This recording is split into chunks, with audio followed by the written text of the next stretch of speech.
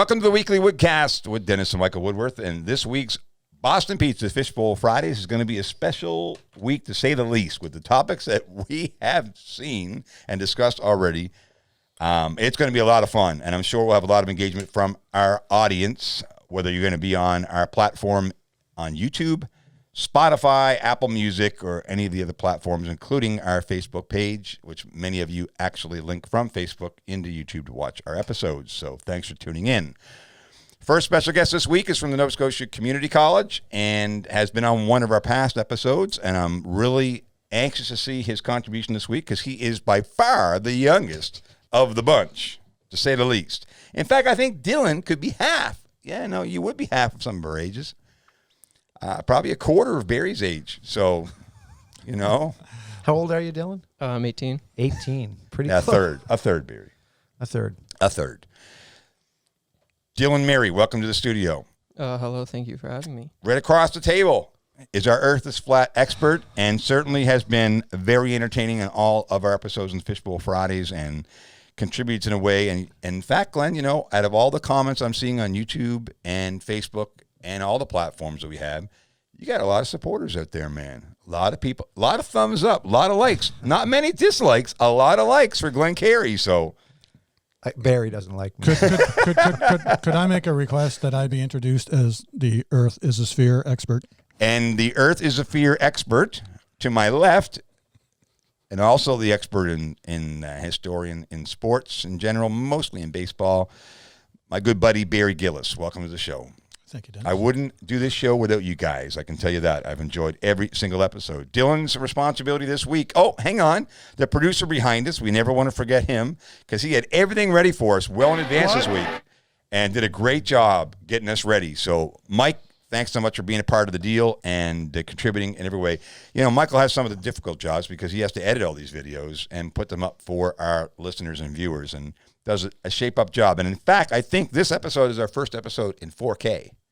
So we're looking forward to that. So without ado, we got a lot of subjects. Just so, for the record, all the editing is because of your mistakes. Like, it's not us. So I get it. I mean, I'm the only one that makes mistakes around here. So at least I'm the only one that admits it, Dylan. Neither one of us are going to look better in 4K. First topic. I'm worried. Oh my goodness. Legalization of prostitution. Oh my God, right off the bat. Can you believe that? Oh, boom, leadoff hitter. Here we go. Well, Barry, this was your topic.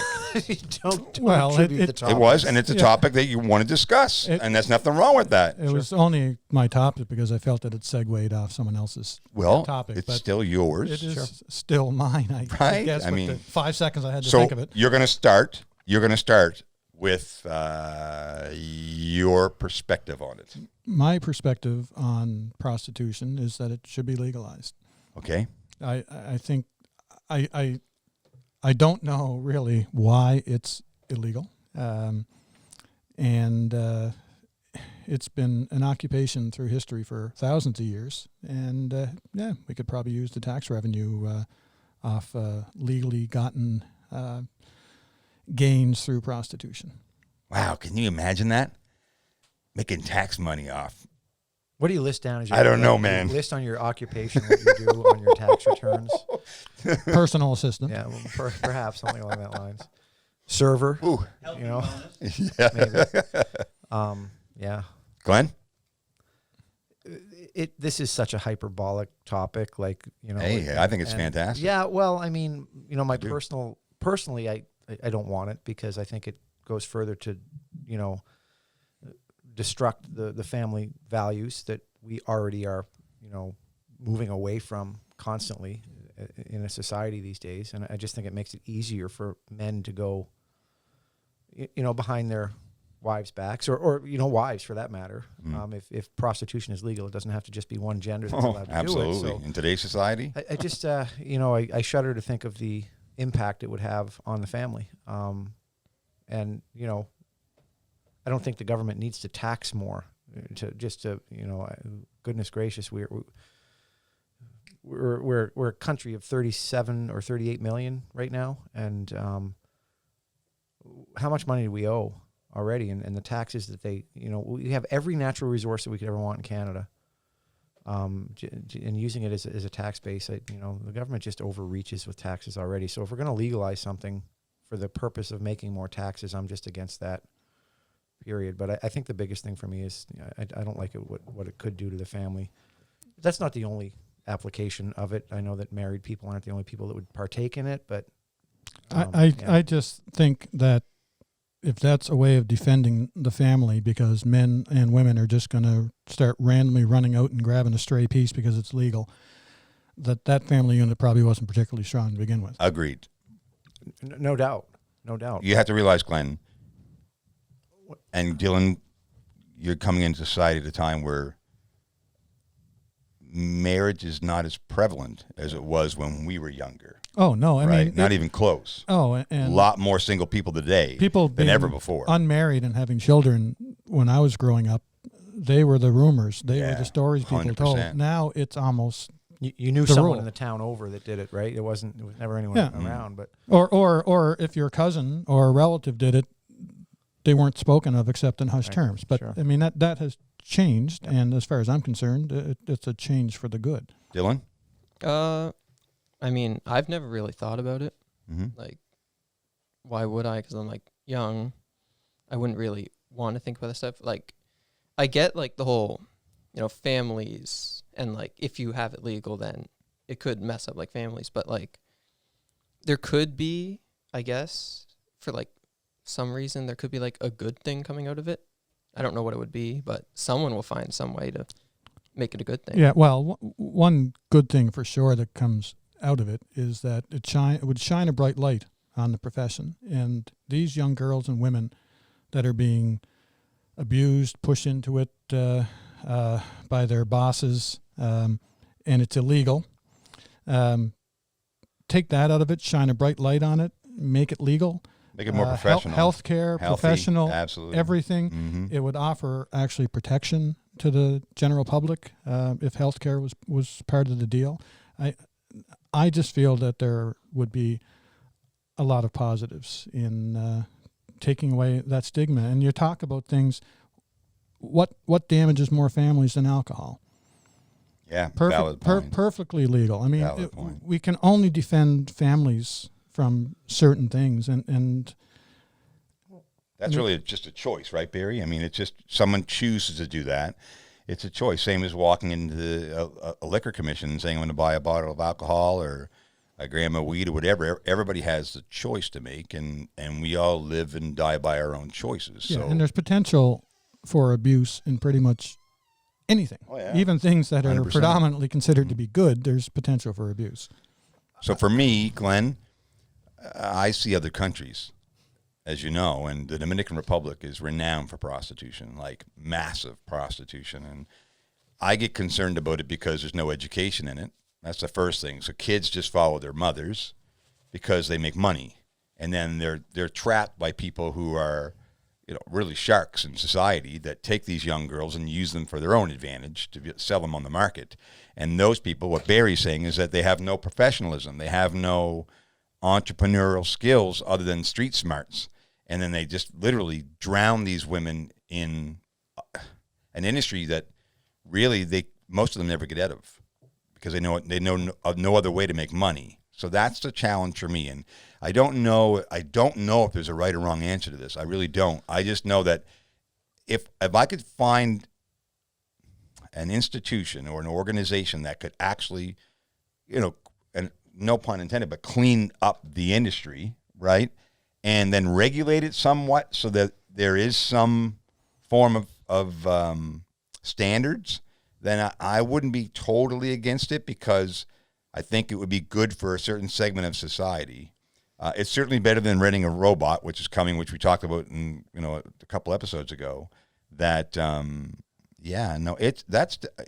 open-minded, Barry. I guess the way I look at it is I would be open-minded to listening because I know I had Kenny Lord in here the other day talking about the legalization of marijuana and how he was vilified when he was, when you look 10 years ago and you said Kenny Lord with marijuana, he's a drug salesman, he's a drug lord.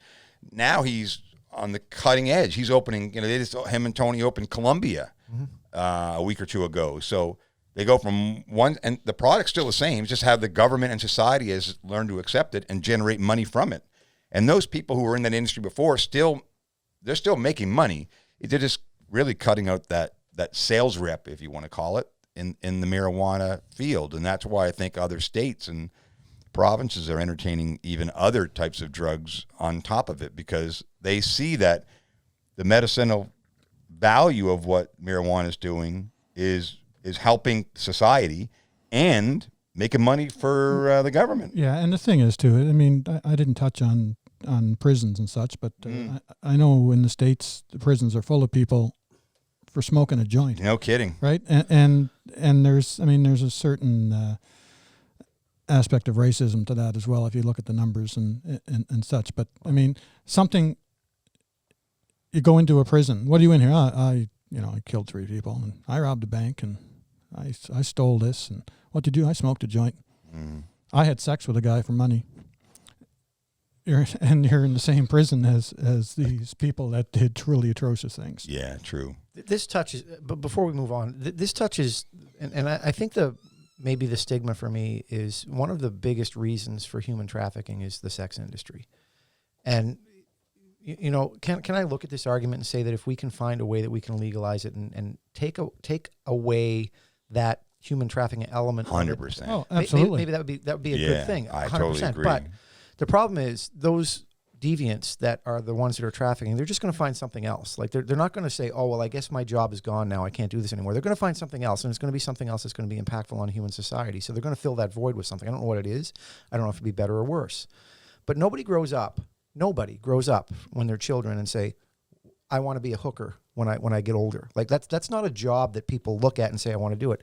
People do it out of necessity because they need to pay their rent for some reasons, which I get. I can forgive, maybe, and it's not me to forgive, but I can say, all right, that makes sense.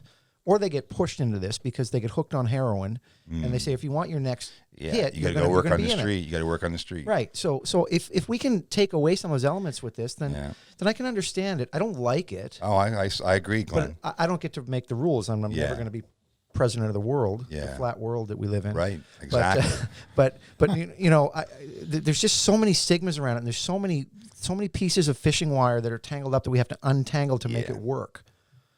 It would be great for the women that were in it because they wanted to be in it. Like if they really want this for their profession, there is a moral aspect to it. I think it will rob them of some type of moral feeling of goodness. Legalizing maybe it. That's only because of the stigma that they've been told for years and years and years and years and years. And your point on no one grows up wanting to be a prostitute. Well, I could probably name 100 professions when I was a kid that I didn't grow up thinking I wanted to be this, and this. Mm-hmm. I mean, there's lots of jobs that people don't like to do. They do the job because they can do it, and they're providing for their family, and they're providing for themselves. Well, if you're in the Dominican Republic, right? If you're in the Dominican and you watch your mother go every day, go to work, and that's what they do. They go to work. Mm-hmm. They look at it that way. They're just going to work. Everybody has specific skill sets or assets, right? And in society there, Latino women are very attractive at a young age. Sure. And I'd rather them have regulations and legalization to protect them. 100% agree. Where because honestly, the other side, the police and those industries, they just turn a blind eye to it. Most of it, but almost all of it. Yeah. There's a price. There's a price that you pay when you let someone do you. Yeah. You know, it's not meant to be. And this does come back to my beliefs and that, I think that you're meant to be with one person. And it doesn't happen in this day and age because sex is so glorified in every step of our grow up, and every part of our society pushes sex. But Megan talks. Okay, we're on to the next subject. Sure. You had the last say on that one. Yeah. Dylan, I didn't get you to contribute too much on that one because that's a pretty sensitive subject in your situation. All right, so the next topic is, why do cars get worse mileage? Hold on. Worse fuel mileage 30 years ago versus today. I think it's actually supposed to be, why do cars get worse mileage today than they did 30 years ago? Right, exactly. Okay. So, I started to think about 30 years ago when most of the car companies were promoting low to mid 40 miles per gallon on the highway for vehicles. And then we're talking 30 years ago. Michael, are we online here? And, Pull up on the screen. The thing is, too, is that often the commercials we saw when we were kids were American-based commercials, and it was U.S. gallons. So Yeah, but I mean, there is that conversion factor as well. 30 years ago, I was part of the industry. We had Nick Saunders in here the other day, and Nick and I have had this conversation because technology is so advanced today. They have 8-speed transmissions versus a 4-speed shift or even a 3-speed shift at that time in the 80s. And then you just don't see as good a fuel mileage. And it's just something that I drove around a couple times this week thinking, why is that the case? And I just wanted to put it on the table and see what you guys thought about it. I'm not an expert. I'm not an automobile expert. I had a question for Dylan, though, because even now, for me, I don't think about fuel mileage that much. Once I buy a car, I don't keep on checking my mileage to see how it's going. You don't? I don't. I take it in for regular servicing and all that because I'm going to own the car whether the fuel mileage is good or bad. And I'd prefer probably not to know if it was going to be bad. I honestly don't think that much about fuel. Have you ever thought about what mileage you're getting in your vehicles you're driving, Dylan, at your age? Well, I haven't driven yet, but if I were to, I would actually think about it because although I don't think I would drive like from here to Halifax all the time, I'd mostly just like drive around town, drive to like where I need to go. But if it like comes to like fuel costs, then yes, I would think about it. Yeah. So I wouldn't want to waste money. Well, I mean, you make net income in your income, and if you're going to utilize an automobile on a daily basis every day, that's a huge part of your economic budget on an annual basis, right? So, So the graph there actually shows that we're doing better now than we were. Which I find amazing because when I looked at 30 years ago in the industry, Peter Iverson and those guys that were in the industry at that time, they were touting 43, 44, 45 miles to the gallon in smaller vehicles. And today, I've looked. Like I own a Mazda CX-5, and it's a bigger vehicle, obviously, but I'm not even close to 40 miles a gallon. Like not even close. Well, you wouldn't in an SUV. There's not many SUVs that would get that. Talking about Prius. It'd be in the 20 miles per gallon. What I'm reading there seems to be a continual graph going up that we're continually getting better mileage as the years go on. Yep. Overall average. The overall average. Okay. So I would say that the auto industry is controlled by the petroleum industry, and the petroleum industry is going to tell the auto industry, look, you get, there've been, stories and wives' tales of people have made gas engines that have gotten 70 miles to the gallon. I don't know if they're true, but they're out there. And the petroleum industry is not going to want 70 gallon per mile cars. So they would buy that technology and squash it. Yeah, it's just like I've heard, and I don't know it's true, again, but I've heard that the first light bulb ever made still works as a light bulb. Sure. Wow. And the thing is, they could probably easily make light bulbs that could last 10, 15, 20 years, but then you buy one light bulb and the company go out of business. So Dylan, if you were going to buy a car, let's go into your future. You're married, 2 kids.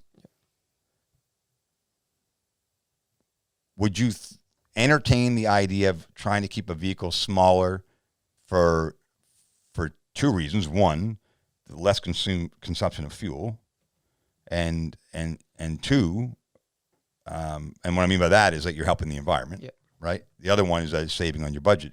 Would you not care? Would you go to an SUV style? Would it matter to you for someone in at your age? Let's say at this point where you are now, try to transcend yourself into about another 10 years from now and see what kind of decision you might make. I think I would, if I had 2 kids. Okay, it would depend on what, like, if they're in sports. If they were in sports or if they were doing, like, extracurricular activities, I would probably get an SUV. But if they weren't, then I would probably go for, like, a smaller car. Right. Because I wouldn't need a bigger vehicle if there was no reason for my family. I'd just keep a small vehicle. So you're saying based on your needs? Based on my needs, yes. Not your wants? Not on my wants. There you go, Glenn, because you're a good thinker that way, because you don't drive a big vehicle. Like, the Escalade's not in the driveway, right? No, I mean, I have a mid-size SUV, and that's kind of my vehicle of choice. I've thought about getting a truck. I thought about going back to a car too, but I do, play a lot of hockey. I have a dog, so I like to have some room for him. Right. So that makes sense for me. I am conscious of the consumption. Like I've owned 3 mid-size SUVs since I came back, and this is by far the one that has the best mileage Really? now. What kind of vehicle is it? I have a Range Rover Evoque now. I've had a Kia Sportage, and I've had a Ford Explorer since I've been home. The Ford Explorer was by far the worst mileage. It was an older model. The newer ones are much, much better on gas, and they're actually a lot nicer looking cars too. I like the Kia, but it just wasn't, I didn't feel great in it. That had decent mileage, but I'm, in Canada, for people that aren't in Canada, we kind of go by kilometers per 100. Right. I'm sorry. Liters per 100 kilometers. That's right. And this one, I'm constantly, 7.8, 7.9. If I'm driving around town on the whole tank of gas, I make it up to 8.5. Yeah, that's So not bad. it's That's pretty decent. good. Yeah, it's it is decent. I don't know what that converts to in miles per gallon, but It is I'm going to decent. guess it's around 30 anyway. Yeah, So no. Barry? I just don't stop at any stop signs. And The engineer doesn't stop. My mileage is fantastic. It's amazing when you never decelerate. That But another point to make, and Barry, you mentioned this when we were kind of doing our preamble before we went on the air, is that the cars today are so smart. Like there's so many systems in them now compared to 30 years ago. They're literally computers that are kind of cars in disguise. and they're going to get even more in that direction for sure. And they pull a lot of power to create the electricity that we need to run all of those things. So that has to come from a generation piece, which would cost more fuel. So maybe if we stripped out, the GPS and all the other things that we need to run in there, we might improve our mileage a little bit more. Oh, I expect you could easily design a vehicle that'll give you 100 or more kilometers to the liter. Up to 5. Just Yeah. just they want to sell more fuel. That's the bottom but line. the thing is, you'd have to make it out of materials that weren't structurally particularly strong Sure. and all that type of stuff. So there's always going to be a Isn't win there- and a loss on the design aspect of it. The best mile per gallon for small vehicles. And I own a Toyota Prius. Right. I had one, and I was actually driving for Uber, and when I lived in Phoenix, and I wanted to go out and buy a fuel efficient car to do it in. I was fascinated by the whole Uber model, so I went and did it for like 6 months, and I would get 55, 60 miles to the gallon in that car, and it was very comfortable as well. But unfortunately, Yeah, the small SUV is the rage right now. It really is. I mean, it's just it's a segment in society that's growing. Sure. And it's going really well. Anyway, let's go on to the next topic. That was good.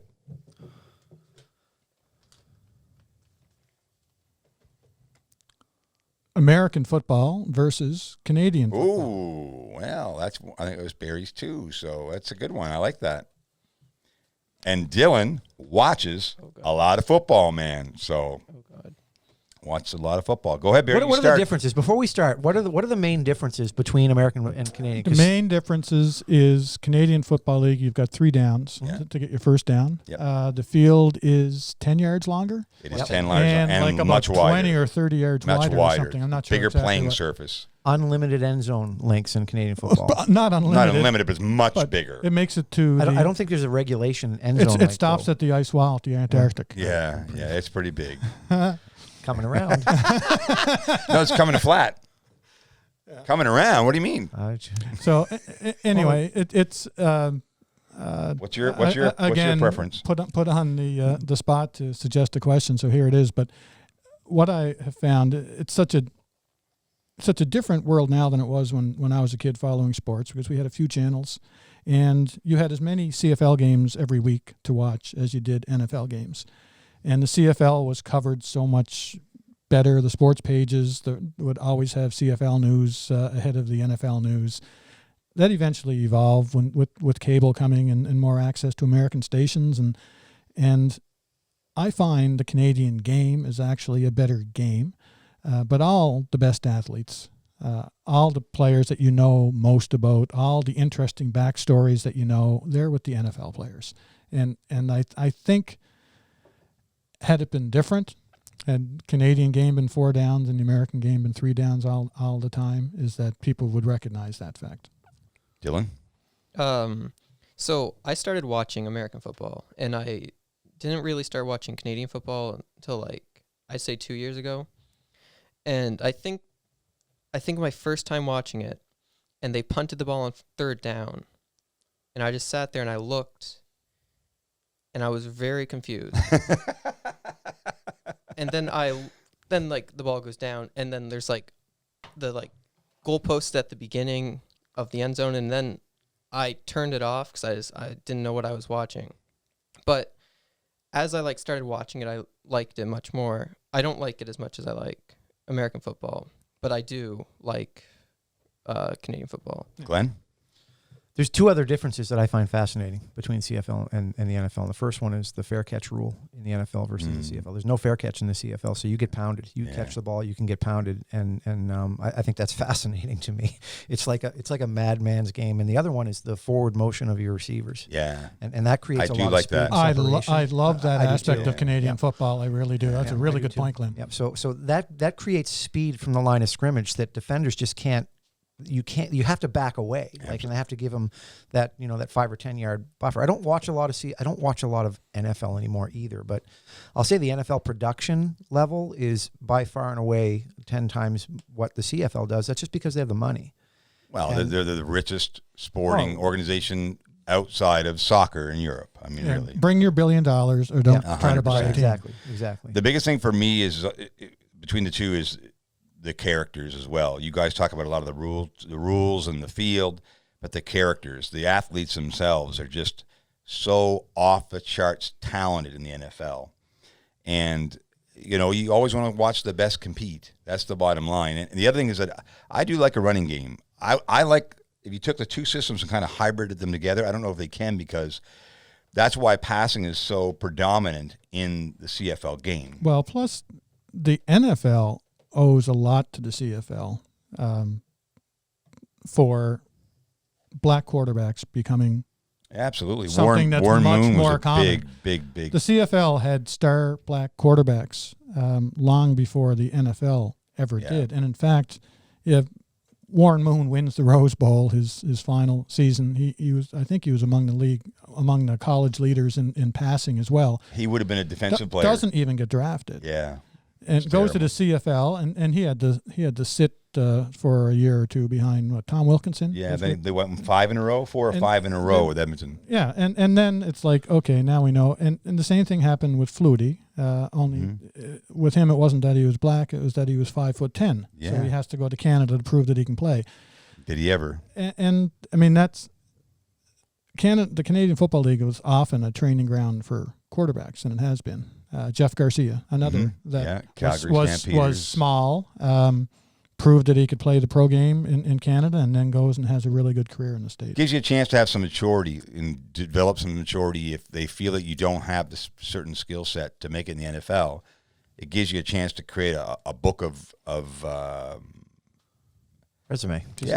Build your resume out. Joe right? Theismann, another one. Joe Theismann, played for the Argonauts. He was maybe 5'10", 5'11", and he got his first real crack in the CFL, and even to this day, he says positive things about the CFL pretty much every chance he has. If it comes up in a conversation, he talks about how much he appreciated the CFL. One of the guys that changed his name just to try to win an award. Not his name, the pronunciation. What's that mean? It was pronounced Theismann. Yeah, Joe Theismann. He changed it to Theismann. Because it rhymed with Heisman, so he he'd have did a better chance. The Heisman Trophy. Theismann for Heisman. Theismann for Heisman. That's why he did it, right? So, did he win it? Did he win it? I didn't think so. Glenn? And who isn't a Theismann, really? Okay. I like wings. Jason We're talking about Momoa. chicken? We're not talking about chicken? Megan? Okay, sorry. Favorite horror movie that scared you the most? Oy. That's horror? Horror? Yeah, horror. That's not what it sounded like to me. Okay. It's Horror, yes. Glenn heard the same thing I heard. You want to read it? Not until you asked There the you question. go. There you go. Okay. Are you guys still on the prostitution thing? Come on now, let's go. I don't approve. No. Come on. Come on. What? Dennis, you start this one off. This one? And Okay, so what was the official question? Horror movie, and the that frightened you the intention most. was that scared you the most. the So horror movie that stuck with you as a kid. The one that gave you nightmares. Okay, first of all, no horror movie scared me, period, okay? So, and I'm not a big horror movie guy. I'm a sports movie guy. I'm more of action. I like, a lot of action movies and things like that. However, I can remember one moment in my life. Friday the 13th was one of the series of movies that Jason was the feature character in it. And a big shout out to Rob Roy McGregor. Yeah, Rob Roy McGregor. Debbie McDonald used to have parties at her house, and when we had these parties, she would show a movie. Right, we were young teenagers and just learning how to get through life and all that kind of stuff. But she always had a horror movie on, and I remember Rob Roy McGregor when Jason came through this one scene. Rob Roy was on the couch, and he thought Jason was going to come in, and he didn't. And when he did, Rob Roy jumped 5 feet in the air, almost like 3 centimeters away from the television because he was so afraid it was going to happen. And I still remember that moment in my life of how afraid he was from a scene in a movie, right? So I would say Friday the 13th for me was the series of the movies that caused a lot of anxiety in a lot of young kids that watch those movies. Yeah, and you hated goaltenders too, was the other aspect. Yeah, I love shooting pucks at goaltenders. Listen, You're good at bring hitting Jason on. Bring it on. Like I'm not. I'll throw him in the water and beat him with a hockey stick or a baseball bat. So that's my contribution. Is Friday the 13th. Yeah, and we had talked earlier, and there was a television movie I watched as a kid about the Bermuda Triangle that kind of freaked me out a little bit and such, but not quite so much a horror movie, but a movie that Scared the witch out of you. It didn't scare, but No? kind of creeped me out a little bit, and then just unintentionally became one of the funniest things I'd ever seen. That there's a movie called Christiane F., which was about based on a true story of a young teenage girl, like 13, 14, 15 years old, that got into heroin in Europe and put herself into prostitution, ironically enough, to support her heroin habit. And she's with a client, and the client is demanding that he whip her because he can't enjoy himself unless he's whipped.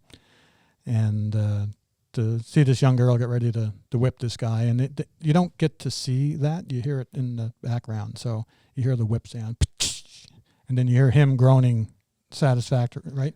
Well, the guy in front of me, who only myself and my buddy could hear, says loud enough for us to hear, "Whip him in the nuts and see how much he enjoys it." And then we started to giggle in the middle of this horrific scene in a movie. And that was one of the worst things, horror-wise, was having people stare at me because I'm giggling at a young teenager that's having to whip a guy to make enough money for drugs, and I'm giggling. And they didn't know why I was giggling, but that was it. Scary. Likely story. Dylan? So I'm not even sure if it's like a horror movie, and I can't remember how old I was when I saw it, but I know the movie came out like Frozen? Bambi. No, Bambi. When Bambi's mother died? That was the best part. Yeah. Whoa. What is it? Dinner. It was like 2005, 2006 when the movie came out, but I don't know when I watched it. Yeah. It was called Prey, and it was about a lion. Well, it was about a couple lions. Yeah. And it was like a family, and they go out into like the African like jungle, I think. Right. And then like they get stranded out there, and then the lions, they just taunt them, and they just like slowly start picking them up. I remember that. I remember that. When I heard the topic, I just instantly thought of that. And I know because I was young, that scared the death that of you. Scared me. Yeah, a movie doesn't have to nominally be termed a horror movie to have that type of effect on you. There's perfect. Well, wouldn't you be scared if you were in a live situation where you had lions in the jungle circling you? They're going to eat you for breakfast or dinner. Like I'd be scared to death too, right? You don't have. It doesn't have to be a made up movie, like. But yeah, no, that's a valid point there. There are several for me. Well, it's the one that the most. Well, I have to mention a couple. See, that's just how's. Okay. Well, it's just because it's All my right. question. I can my rule. Jaws, number one. Oh, yeah. Swimming in the ocean after watching Jaws when I was probably 11 or 12 years old was. Can I interject for 1 second? Just 1 second. Yeah. Remember, I said no. I was never afraid of any horror Yeah. movie. I wasn't 77 when I watched that. That was- You just brought back a really bad memory for me. Buddy. And an incredibly well done film too. Yeah, fantastic. It's as good today as it was then. Jeez. And it's one of those movies that stands the test of time. The next one doesn't really stand the test of time unless you're into special effects. But American Werewolf in London did the same thing for me too. Yeah, well, the special effects haven't really stood the test of time No, so well, that's what it but was. the film itself, it Yeah. was a great mix of humor and horror. Yeah. And in fact, we mentioned the director of that at the last podcast. Wasn't John Landis do American Werewolf in London just before he did Thriller, which he's probably more famous for now. Probably is. Better special effects too. But I live in Pleasantville when I was a kid, and I have a fairly long driveway. And I was at youth group one night in the church when I was probably 12 or 13 years old, and the scene that says "Stay away from the glens." In the hills, right? and so I'm walking up my driveway, and it's just pitch black, right? And I just feel like there's I start running. I just go in this dead run to get back to my house. And I'm trying to get the door and just scared the tar out of me. But some of the things that were horrifying were also funny. So when his buddy keeps coming back to visit him and he's decomposed just a little bit more than he did the time before, I mean, it was funny. It was a great movie. Because you're looking forward to the next time he sees him. Okay, what parts of his body are going to be falling off next time he drops by? But the last one and this one still gets me, and if you've never watched it, it's disturbing.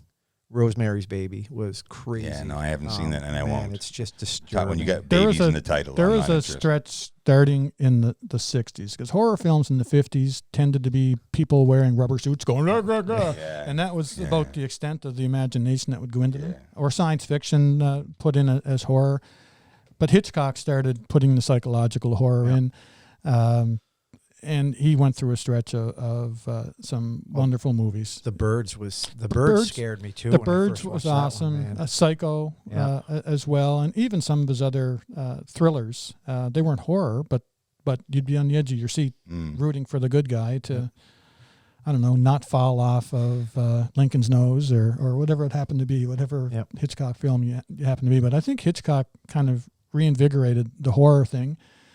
And then you had, the name escapes me now. Romero did the Night of the Living Dead, and that kind of changed the rules because he did it on a small budget, black and white, and it was a cool story, well directed. And then the 70s come out with their horror films left and right. Yeah, kind of massive genre at that point. That was a good one. That was a good one. Good for an afterthought. Blair Witch Project. That was scary too for Michael's generation. That was a huge movie. I was young. And it was cheap. It was cheap. Again, low budget, black and white, handheld Gave camera. me seizures watching. Make your post down bottom of your favorite horror movies and contribute to the program. And we've got a $30 gift certificate that we give away from Boston Pizza every week. And if you contribute through either Facebook or the YouTube posts, you get a chance to win that $30 gift certificate. Yeah, and there's been an ongoing horror film fest in Canada for years, and it's every year the Leafs in the playoffs. Okay, move on. Let's go. I got a Canadiens fan here, and I got a Boston Bruins fan. What? Bruins. Oh, come on. You got two on that side? Come on. Thank God Michael's in the room. So three of us at this table have had the team we've root for win a cup in our lifetimes. I get it. I understand. I've had three. Okay, there's You've no had a lot more topic than that. in the bowl that involves hockey. You did get one, right? Okay.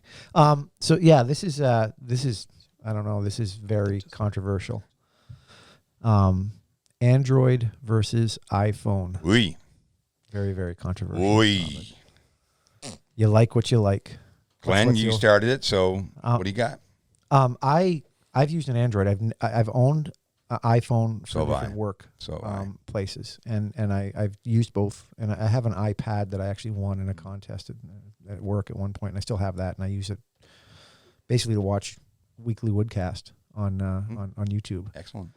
And by far, I prefer the Android because it's the one I used first. I don't know of any other reason why. I just have never been able to make the switch over to iPhone. There's similarities to the two operating systems, but I just have always liked the way the Android feels. I think that their technology is as good, if not better. And I don't know. I don't really care for Dylan? Apple. So I've always had an Android. Like him, I had an iPad. Had that for a while. I don't use it. But I don't use it. yeah, but Let's be blunt, Dylan. Exactly. But no, I've had an Android, and like my friends, like basically all my friends, they've always had iPhones. So like I've seen how they work, and I just don't like it. Because like with Androids, they're more open. Like you can do basically what you want, but with iPhones, you're kind of like locked into like you can only do certain things. Like Right. with Androids, you can download apps from the internet directly, but with iPhones, you can only do it from the Apple Store, I think. Right, Apple Store, yeah.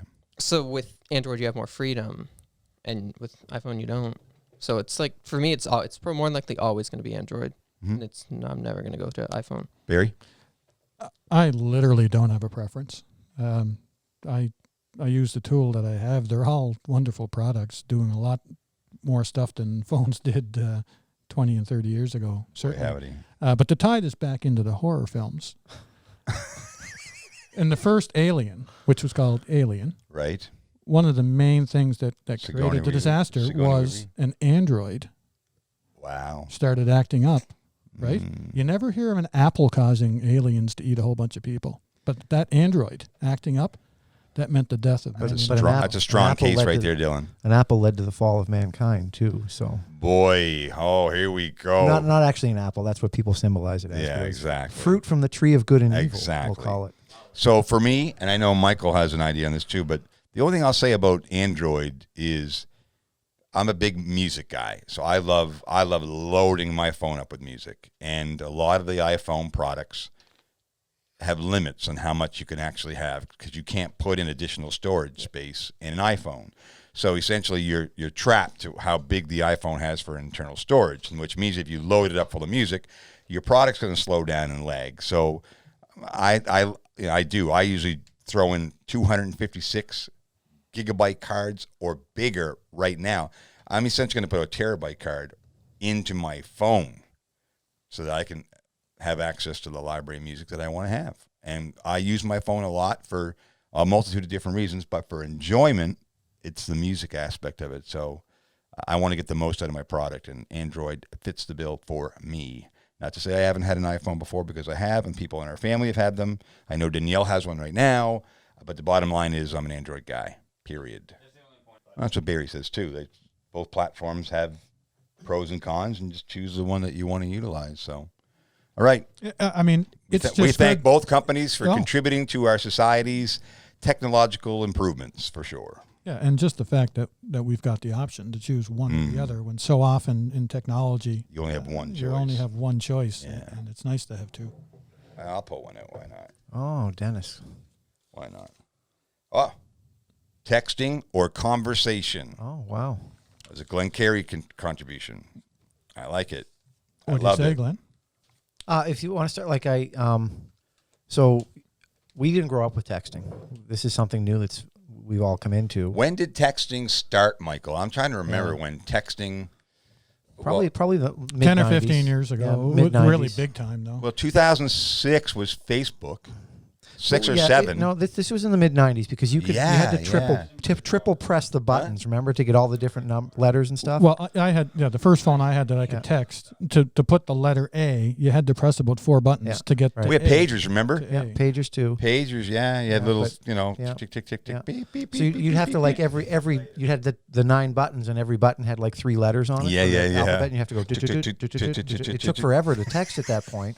Morse code. Especially while driving. And then BlackBerry came out, and BlackBerry had the whole keyboard on it, right? So that was a big piece. I And hated that. Well, it was great for texting at that point. You know? I hated that little keyboard. I hated But it was still better than the 9-key keyboard. Oh, yeah, of course. Yeah. Yeah. No So kidding. so I came through, and at that time I was coaching hockey. So Mm-hmm. I had 25 kids on my team, and they took to texting. Like that was what they grew up with, was that texting piece. So I became a texter because that's what they used to communicate Right. with. I prefer conversation.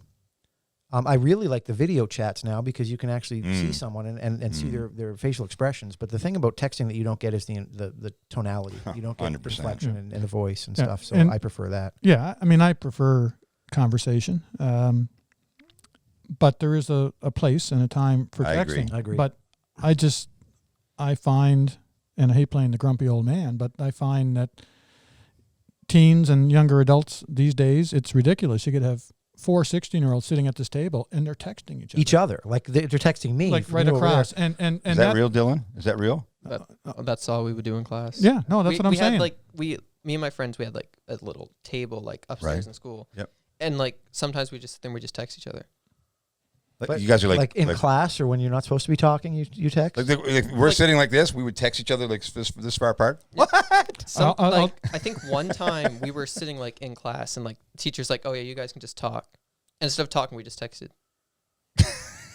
Oh, Dylan, I'd like to thank you very much for making my point for me. I don't. Are you actually playing the grumpy old man, Barry, or is that? wow.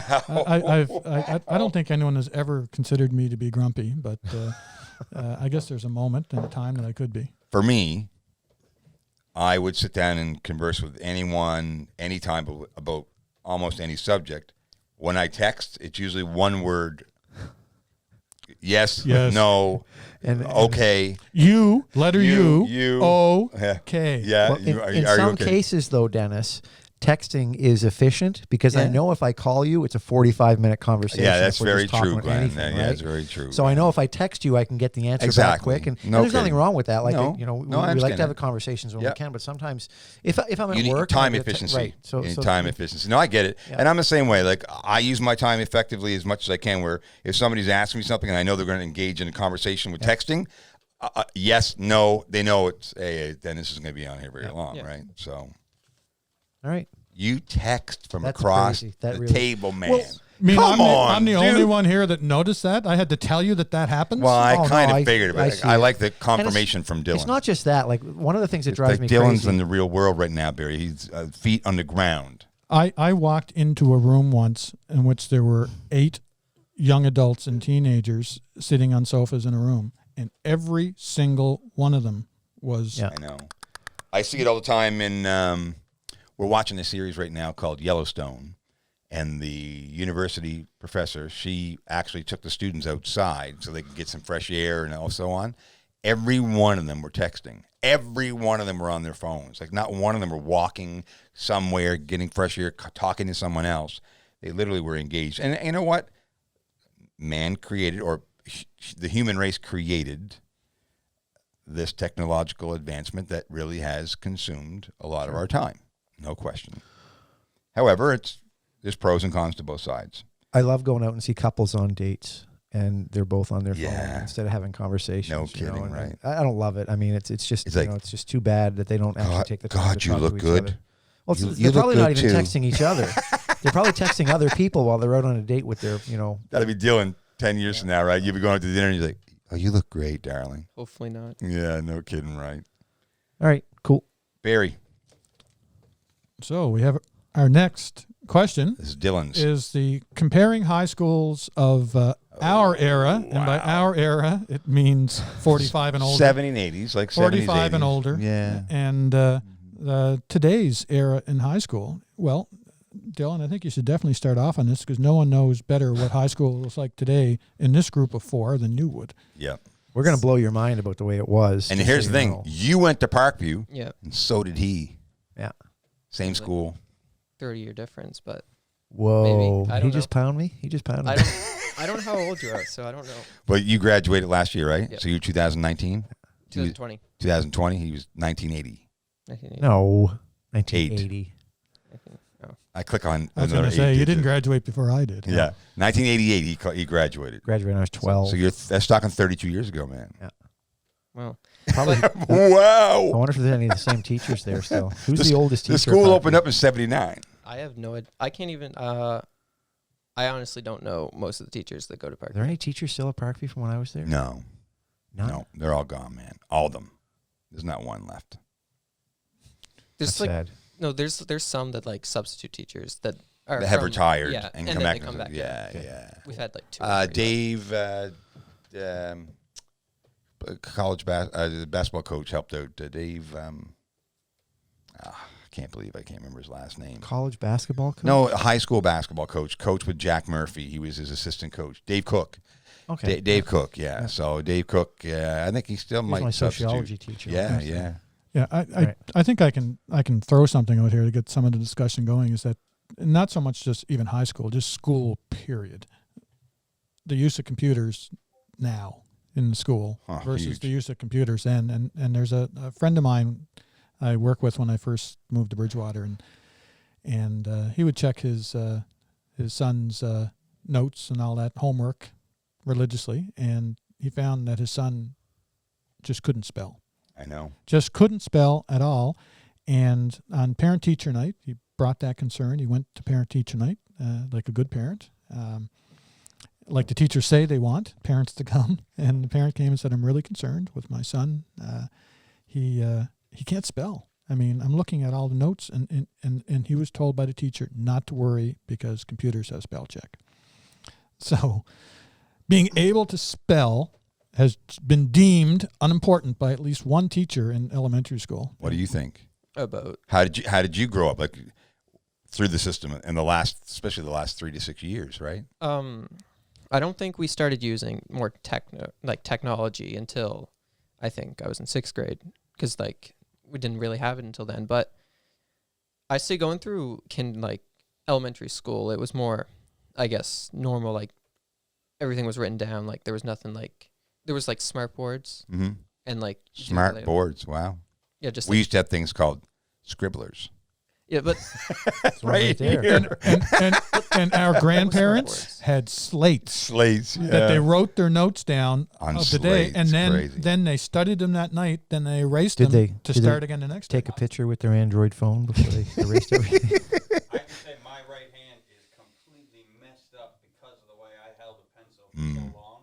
And it was the wrong way to do it, but it's the way I learned how to do it and how I was comfortable. But because of that, I got pain in my right Just hand. two because of fingers how and a I thumb. held the pencil. yeah, that's what but I'm left-handed. Most people actually learn how to write just like Barry does. That's the actual technical way to write properly. I did it like this. This is the way I still write as I went like that. Wow, that's very unique. Put it through.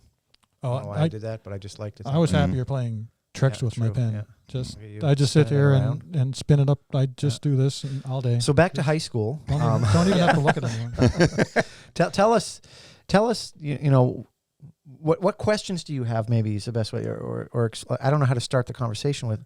Well, for me, Do you want to know what we did, and you can compare it to what you're doing now? our computers. Yeah. When this was even before Barry, because Barry graduated what year? 82. 82. So yeah, so you were literally, when we were in grade 7, you were graduating. So for us, computers started to come into Right around grade that 10. time. No, grade 10. We had them at Hebville. We had 9 a or 10, computer lab at 9 or Hebville, 10. so- And really all it was DOS base. Like it was so boring. You know, it was just Cassette.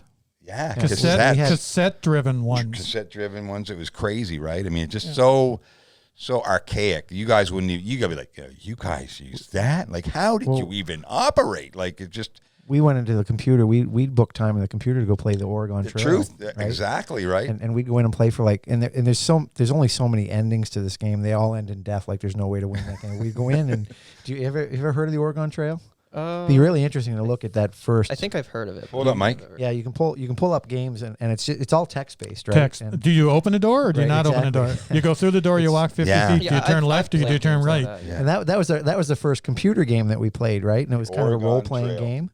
And we would go in and we'd put time in there and we'd play it 3 or 4 times, and our time would be up and somebody would go because we only had like 4 or 5 computers in the school, exactly. right? The whole school, yeah. And they were big. It was probably fit 2 computers on this table. This is the Oregon Trail right here. This is what it was. And, Look at yeah. that. Oh, listen, I'm talking. Oh my God. I'm talking games didn't even have the pictures. Oh yeah. Like all you had was the text. Well, there was a game that they started.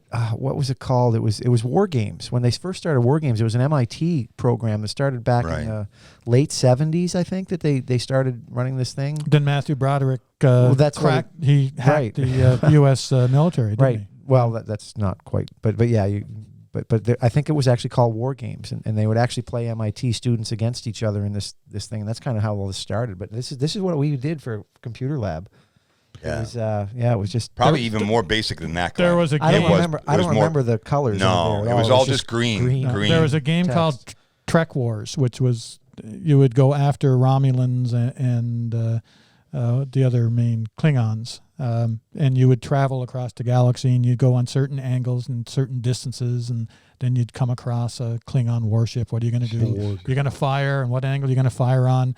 But that was all text. There was Yeah. really nothing to it. And, Similar to what you're doing. and you had a 9-inch monochrome screen. Yeah. So Yeah. the special effects weren't much.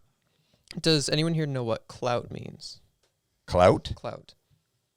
the terminology, the word itself. Yeah. If it's the same as what I'm thinking. Means like the word of clout is like to have power, to have, impact. Yeah. So I'd say now, like past 10 years, I think all high school is just popularity. Like everyone just wants to either be popular or to be known, and they don't care about like other people. So like there's like the bullies, and then there's like the, I guess, nerds. Mm-hmm. And I think that's all high school is at this point.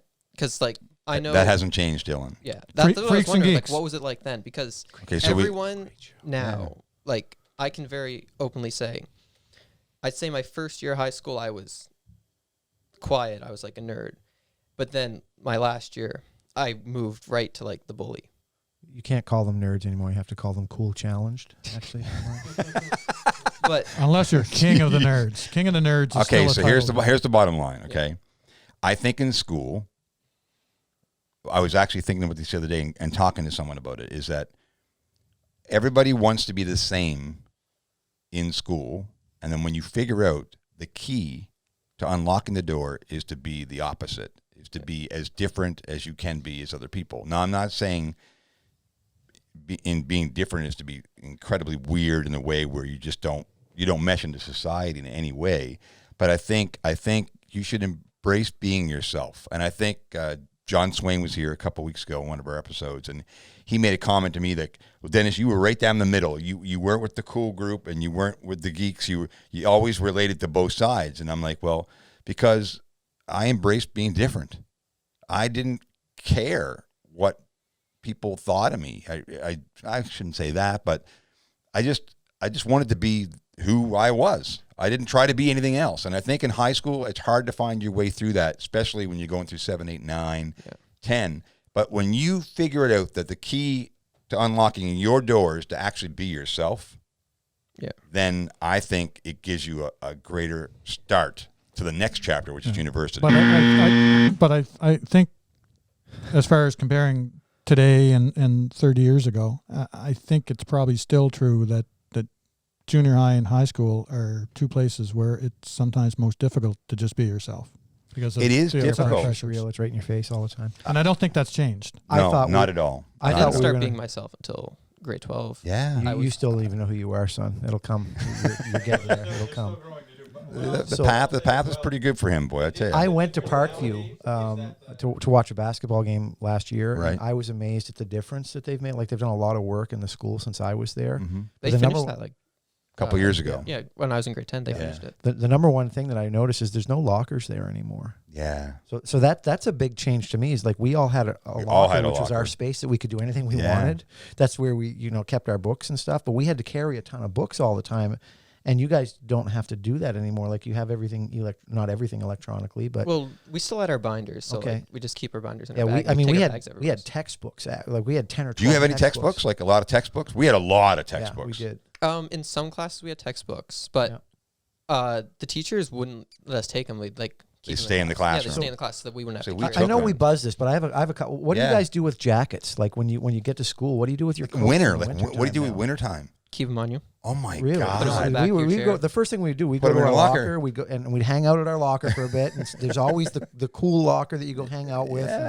And you congregate there. Wow. And the fact that lockers are gone now blows my mind, because you don't have anywhere to keep your stuff. And I just remember that being key. And I can remember one of the most frustrating things is forgetting your combination. And you're Exactly, like- man.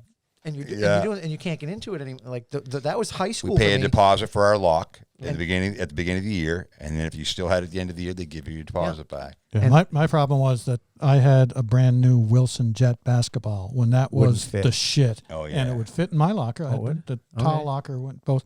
But the thing is, all the guys that I played ball with, they all knew the combination of my locker, because if I was in class and they had a free They class, go get it.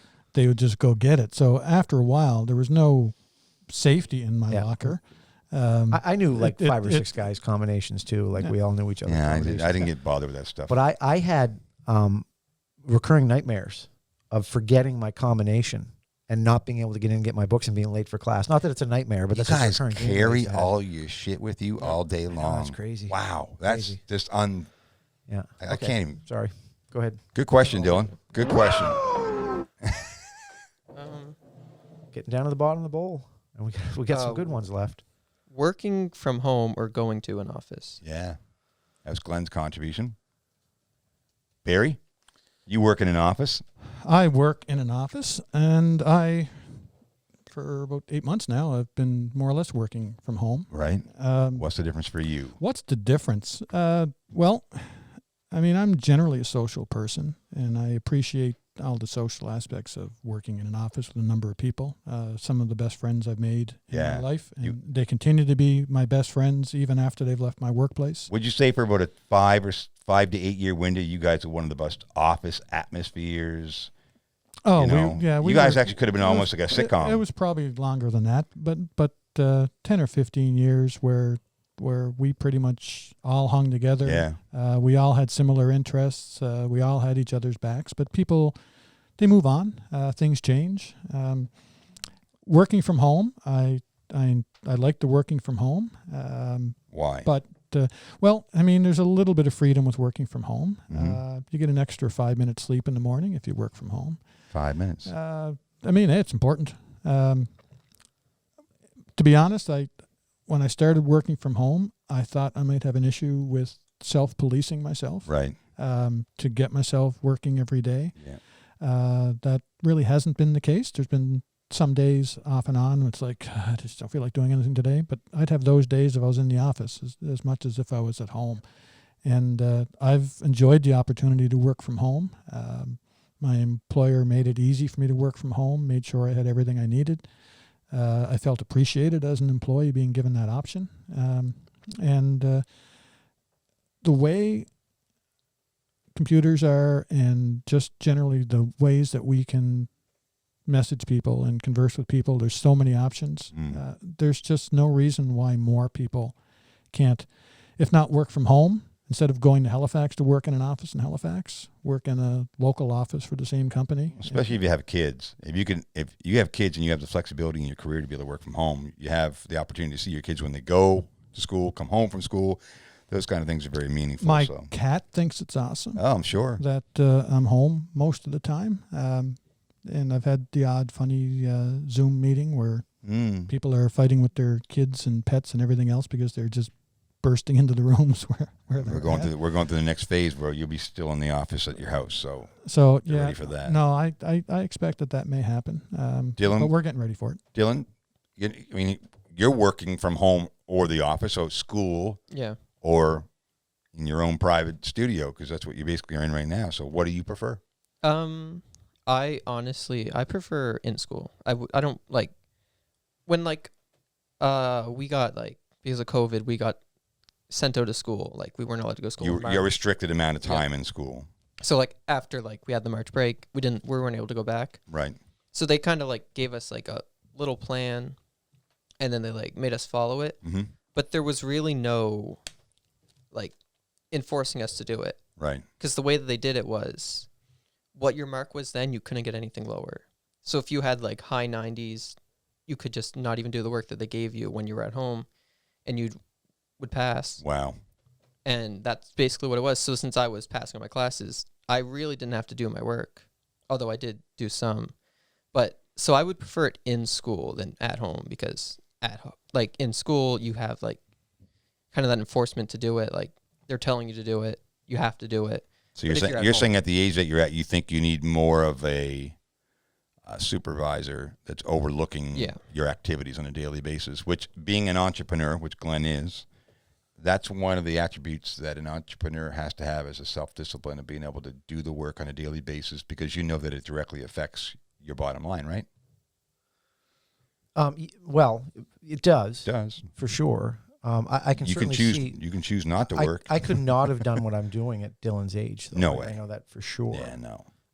And I think that, the years that I did go to an office, I developed a lot of the skills there, and I appreciated the social aspect of working with other people And I still do. Like, I do miss being able to go to the office and have that connection with other people. Well, there's a team atmosphere. If you have a good office environment, like I said earlier, but Barry, if you have a good atmosphere with a good team, it's good energy. Yeah, and it's in that fun to office talk to environment. people. Of course Like, it is. You know, you can make light of things. Yeah. Like, the thing about working from home is that if it's a bad day, you're stuck with yourself. Yeah. You know, and you can scratch your dog between the ears a little bit if you know, to make yourself feel good. But you have to, you know, keep working, and it can be challenging sometimes.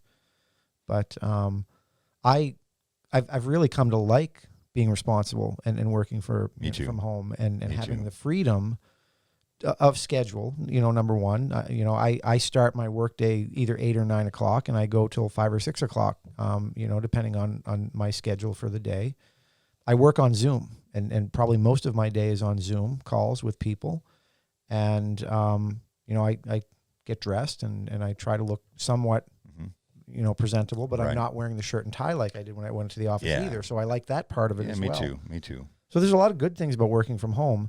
It saves a lot of money in some ways. Amen. And it makes your internet, you know, a tax write-off, and you can, you know, take a little bit of a write-off on the place in your home. So all that stuff is good, and you're not spending the gas money. Yeah, absolutely. But there's a trade-off. Well, for me, it's having distractions. When you're at home and you're working from home, you have so many other distractions that are around you.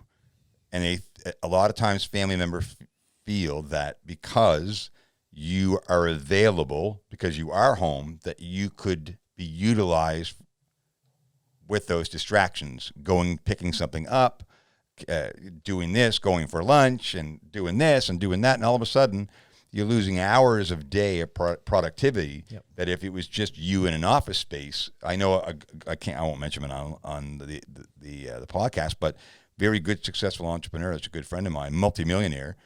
He had his office in his home, and he took it out of his home and rented an office space because he wanted to be more productive. Yeah, I found the opposite was true for me. Wow.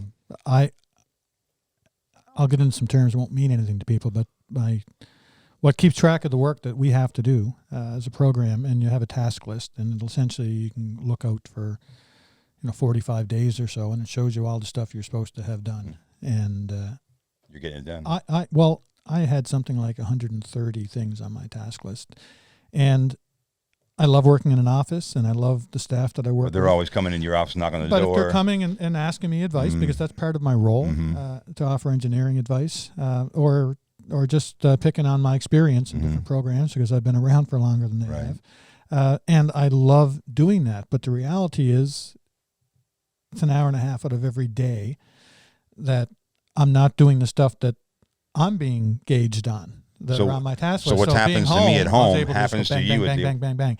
So it worked the other way for me. the exact is opposite. that I was able to get more stuff done from home because there Very were interesting. less, and I'm not going to call them distractions because they were genuine work related pieces. issues. Yeah. But still, it was stuff that I didn't have to do at work, or I did less. Yeah. I'd still get phone calls or texts, but I didn't have that constant. And plus, I'm a social person. Right. We're sitting down, I can't just walk 20 feet and go talk to my buddy. Exactly. I'm working from home. I just Exactly. don't have that. So, I got a lot done from home, probably more than I would have had done at the office. So it just depends on your situation, right? Your own personal situation is really what it boils down to. I know I love the freedom, but I don't like the distractions. I think a lot of companies are finding that, with the recent restrictions we're under, they're finding that they can downsize operate. the office big and time. overhead. Save And I a think lot that of might be money. good. Yeah. So Save a lot of money. Legalization of drugs. yeah. Okay, so we just obviously in Canada just legalized marijuana, and I had Kenny Lord in the studio the other day. Had a fantastic hour-and-a-half conversation with him about marijuana. Let's talk about other drugs. There's other states in the United States that have legalized other drugs. Let's dig in. I saw a report that Oregon just legalized heroin for personal use, which just blows my mind. Like, talk about going right to the end. Like, there's a lot of steps you could have made before you got to heroin just to test it out. But, the Northwest has always been very liberal with everything.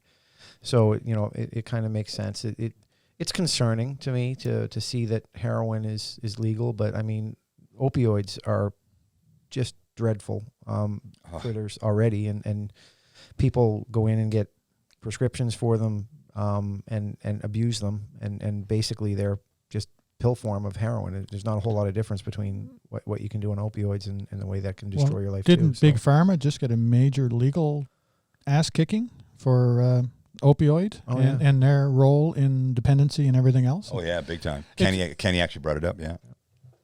Opioids are like when I had my knee surgery and my knee replaced. My doctor Bal Rajagopalan was my surgeon, and he said, I'm going to write you. I said, I don't want the prescription. I said, I'm just going to deal with it. I'll take Tylenol for a couple of days to take the edge off, and then I went without. He put I don't know what they call it, they block your joint hip when he did the surgery to deny the pain or keep the pain away. But after that, I didn't take any. I took just a couple of days worth of Tylenol. And well, what I saw with OxyContin in the United States terrible. Was horrific. Yeah.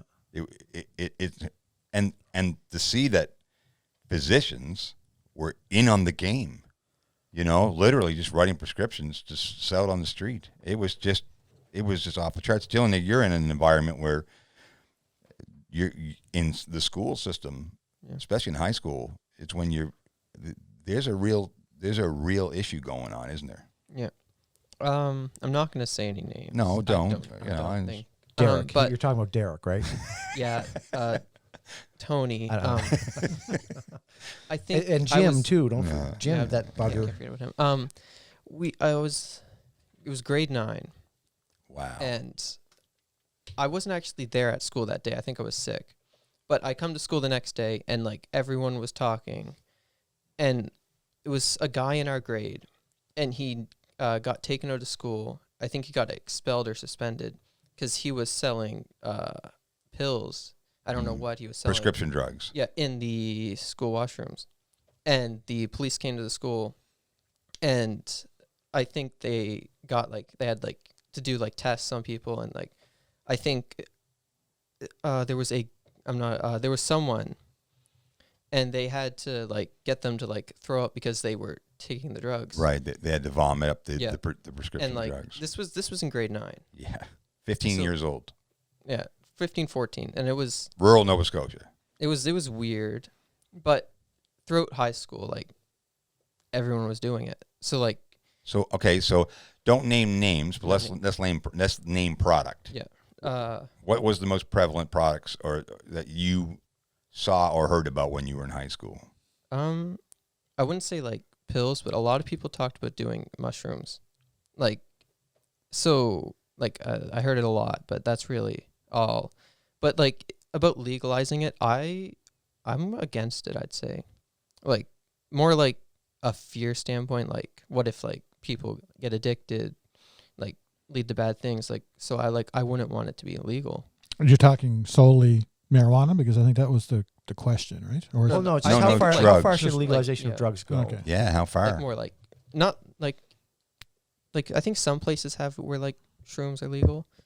So I'd say, well, mushrooms, from what I'm being you can just told, go pick them out of your backyard. well, that's the thing. Right? Mushrooms, they're a plant, right? Just like marijuana, there's medicinal benefits if it's used properly. The problem is most people use it improperly. However you pronounce it, psilocybin or whatever the active ingredient is. Yeah. But I think it works literally by killing the brain cells. Yeah. And when they die, they go, and that's what you're getting. So, yeah, that would be one to stay away from. Could you do that one probably. time? They go, how? How do they go? I can't do this under What a pressure. sound effect. Say something funny. Okay, so mushrooms was one, and That was prescription drugs are obviously a part of it. Anything harder than that? Anything? Not Drinking. that How much drinking is going on? Cocaine? It had to be in cocaine in high school. drinking. Yeah. Oh, Alcohol's a drug. Everyone. everybody. 15-years-olds, 14-year-olds. I had a everybody. conversation with a couple people a couple days ago. In grade 9 again, there were people, they went behind hasn't Hepville, changed, right? Right. Drank. One of the guys in my neighborhood in grade 6 drank a quart of hard stuff. One of the best baseball players, wasn't he? And almost died. No, No. not this guy.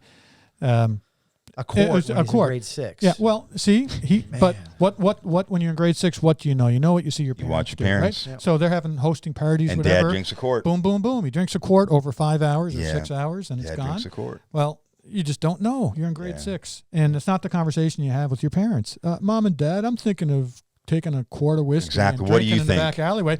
How should I drink it to not get hurt? But here's the right? thing. So you Here's the hide thing, it. though. Yeah. Educating your children in regards to consumption of alcohol at a reasonable age, I think, is important because it shows that you trust them more. So if you're not transparent enough to think, or you're naive to think that your son or daughter at the age of 15, Dylan, right, is going to be surrounded in society by it in some way, you're just being naive. Yeah. Right? So I'd rather sit down with my son or daughter and discuss it and say, look, this is what's going to happen in society, and these are the choices you're going to have to make. And they're your choices. I'm just telling you from my own practical experience, one of the hardest things to do is to be brutally honest and tell the absolute truth of when the first time you actually took a drink in your life to your kids. Because, and if you do that, I think, and you've done a good job, Barry, as a parent, because you have that relationship with both your kids, right? You've never shied away from. What I told my kids You as they're getting to the age when I knew they would start to experiment. They're both social beings. Yep. I said, you're going to make some decisions and you're going to make some mistakes. Just know that the one mistake you are not going to make is drinking and driving. 100%. You can make a lot of mistakes. Just give me a call. If you're drinking and driving, give me a call. No questions asked. Maybe we'll talk about it the next day. The other thing too, Dylan, for me is that if you're my son, and Michael knew this growing up, you get in a situation where you feel you're out of control. If you need somebody, I'm the one you call, right? Don't be afraid to call me, because I'm the one that's going to save your ass, and I'm going to be the one that's going to protect you the most. So I'm aware of what goes down. Now, alcohol, if used in moderation, isn't the worst thing in the world.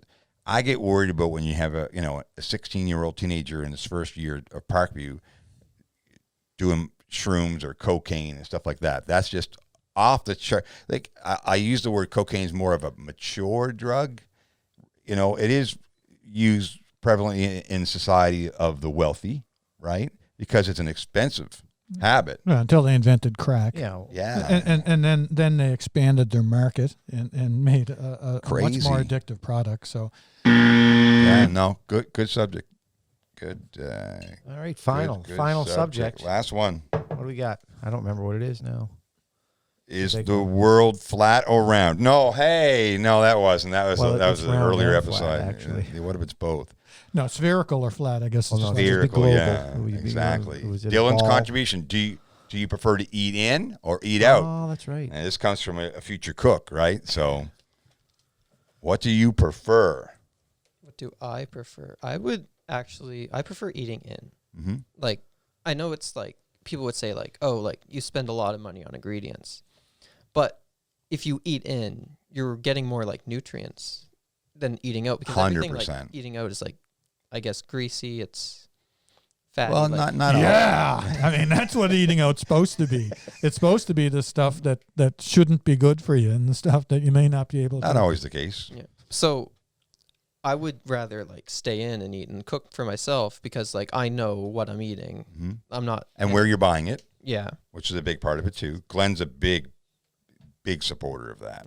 And so I wouldn't want to like go out, have something to eat, but not know what's in it. Potentially, I guess, put something bad in my body. Now, there are some good restaurants, because Yeah. obviously your teacher has worked in some really good restaurants all over the world. So if you look, we talked about this in one of the episodes. Was it last week or the week before? I think Megan was here, wasn't it? Last week, was it? Yeah, it was here because Maddie was here. Yep. That we chose some of the best restaurants in our area. So there are some good places. It's just that we're surrounded by so many bad ones, right? That are on every street corner and It's not.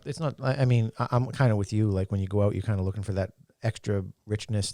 You're indulging a little bit to go out and eat, and there's something about that. Like we talked about the River Pub, and I was like, they have really good steaks down there. But the problem with is you get like this much fries with it, Portions. right? Yeah, the portion that's, size. you know, but for me, I actually had this thought a couple of weeks back, and I was like, you know, if they had an app like Tinder, but for personal chefs, where you could actually scroll through chefs and you know what their specialty is, and then they come over to your house and they cook for you. I think that'd be a fantastic thing to do. Like if you want to develop an app when you get done, and you know the chefs can sign up for their account, and then it says, you know, I make Indian food, and Yeah, I that'd be cost this great. much for an evening.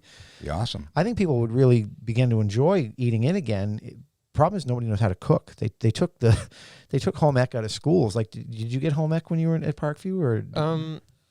Not in Parkview. In Yeah, Headville, in Headville.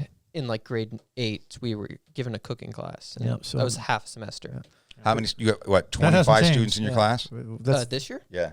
we had 19. I think we have 14 right now. Yeah. Yeah. so you know, people don't really know how to cook and know how to select good ingredients and what to do with them, and how, you know, there's so many different things you can do with an artichoke, you know, and turnips, you know, and the things that I've learned and taught myself, because when you're single, it's easy to go to the drive-through, right? It's easy to just say the heck with it. I'm Quick, just gonna easy, go fast, boom, pick done. something up, right? But I enjoy. It's kind of cathartic for me to cook. Oh, no question. And I enjoy that process. So I like eating in because I like experimenting, but I also like eating out because I like occasionally indulging. Yeah, I mean, Greg Richardson's a friend of mine, and he admitted he's, you know, he's retiring, or is a retired police officer, but he owns his own construction businesses, and he said, I routinely go out 4 or 5 times a week.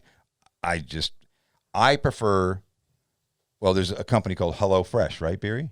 HelloFresh on TV that they, you know, and I actually for a while there would purchase their products because they would have portion sizes for everything, and then they actually tell you how to cook it, and the taste of the food's so good. I just, you know, I said to Dylan when he first came here, I said, you know, you're going to have a skill set for life, because whether you become a professional chef or not, you're going to learn something that you'll carry with you for the rest of your life. Now, you like to cook at home, I know. I do, and But you like going out too. It's a balance, right? And like Glenn said, I mean, sometimes it's just like, you know what, I'm heading out to McDonald's and I'm going to pick up a Big Mac just because I want to. Yeah. Not because I feel that it's nutritionally more valuable than what I can cook up at home. But when I was going through school, the guys all took industrial arts. Yes. And the girls took home ec. economics. Yeah. And the guys that took a cooking class, We're kind of teased. you got some shit Yeah. for taking cooking. They Yeah. also got cookies But the thing and is, cakes. right? I can't remember making any more friggin' message boards out of wood and metal since I got out of high school. No, but I've done an awful lot of cooking in my Yeah, life. sure. And really, it was one of those skills that it should have been a priority thing for everyone. But they couldn't look beyond the gender then. It was a big It was the thing. same. That was the same when I was there. So 6 years later, it hadn't changed. You know. But it's changed now. But guys did, like, I did take a semester of home ec because Yeah, I want. invaluable. I saw everybody making cookies and like leaving class with all these snacks. I was like, I made an ashtray in industrial arts. I'm like, I Yeah. don't smoke. What do I want an ashtray for? But you could make ashtrays the rest of your life, though, I with could that probably, skill. Yeah, I could. For I me, don't know how my to do home it ec, anymore, my but home ec was 87 Jubilee Road. My mom, my dad, my mother was a phenomenal cook. My dad was, still is. oh yeah, hard worker. They taught me by their examples. I learned so much from both of them that it has been invaluable. I will say that I loved eating at home. It's one of the best memories I have of growing up as a kid is at 5 o'clock at night, sitting at that table with foods that my mother prepared from scratch was a great memory to have. And I will say, when I'm in Cuba, 98% of the time, you're sitting at the table eating with people. And that is my favorite part, is sitting at the table with everyone. You know that, Dylan, even being here. It's not so much the food, which is important. The ingredients of the food and the nutrients that come from it is very important, but also the nutrients of people coming to the table and the contribution of conversation, which is part of one of the things you said, texting versus conversation. Conversing at a dinner table is invaluable to me. and has always been something that I put an enormous amount of emphasis on in our families, and I cherish it. I'm surprised you haven't mentioned for a year you and I would have 2 or 3 baseball practices a week with the team would be coaching, and we would always show up with like 4 burgers. Oh, I know. It was 2 large fries. Horrific. And I was almost 260 pounds. It was like it was terrible. Every practice, we're showing up, scarfing down this food because you're leaving work. We had no choice. And you got practice at 5 o'clock. You're finishing work at 4:30. But we did have a choice because Candace Ernst sat here on one of her episodes, and in fact, one of her most popular episodes online. Candace just put the time in the day before or the couple days before. We just told ourselves we didn't have a choice. Right? We didn't put the time into it, and Candace wouldn't let us to make that excuse. Right? We just didn't put the time. That's into what it it is an excuse. I mean, it we is. just convince ourselves that we 100% is what it is, and we 100%. really do if you prepare. And you know the cost of making that excuse is that you got heavy, right? And you got. Well, I lost 60 odd pounds. He's my brother. Yeah, exactly. Well, great topics this week, guys. Really enjoyed the conversation. No texting the whole show, which was great. Dylan didn't text me the whole time we were doing this, so maybe we're making some progress there, right? Maybe. Yeah. What's your last word, Thanks for Dylan? sitting in, Dylan. But Glenn was playing Angry Birds for about That was 10 minutes. What's your last word, Dylan? Do you want us to give you some life advice on the way out? What's our one On piece air? of life No, advice? I got some life advice from you. yeah. Don't ask life advice from us. No, I don't really have anything. He's learned a lot. Like I remember his mother first when we talked. You know, Dylan's a very shy person. He was just in a cocoon. That's all it was. He's really branched out, man. I'm really pleased. I mean, pleased. That's what I was talking about in high school. Like, Yeah. I was very quiet, but then like in grade 12, because it was mostly because like as I said, like everybody was like bullies. Like Yeah. I was bullied. Well, you were the oldest too then, because you were 18 years old, right? But no, I was bullied from kindergarten all the way up to grade 10. In grade 12, I just stopped caring about all that. Yeah, and good. I became. You got to pee. Attaboy. Attaboy. Dylan Murray, Glenn Carey, Barry Gillis, DW, and MW behind in the production area. Thank you guys for joining us again on Boston Pizza. Be sure to make your comments on Facebook or YouTube for your chance to win a $30 gift certificate from Boston Pizza right here in Bridgewater. Thanks to Boston Pizza for hosting Fishbowl Fridays right here at the Weekly Woodcast with Dennis and Michael Woodworth. We'll see you next time.